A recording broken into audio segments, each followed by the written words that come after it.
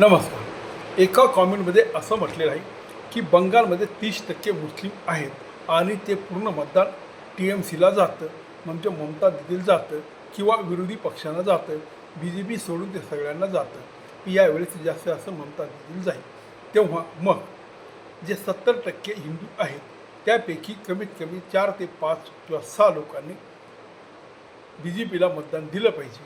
जर ते BJPला मतदान करतील तरच BJP सत्तेवर येईल, नाहीतर BJP सत्तेवर येणार नाही, असं वास्तव्य त्यांनी अशोक श्रीवास्तव हे मोठे पत्रकार आहेत, त्यांनी अशा पद्धतीने कॉमेंट केलेली आहे.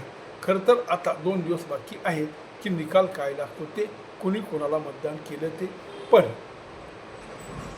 ममता दीदीला पश्चिम बंगालमध्ये जवळजवळ पूर्ण मुस्लिम मतदार 70, 80, 85% ममता दीदीला मतदान करतात.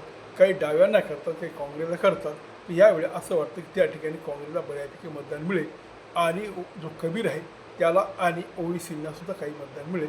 जर त्याच्यात काही फाटाफूट झाली, एक गठ्ठा मतदान दीदीला भेटलं नाही आणि BJPला हिंदूंनी मोठ्या प्रमाणात मतदान केलं तर फार मोठी शक्यता आहे की BJP सत्तेवर त्या ठिकाणी येऊ शकते. बघूया. नमस्कार.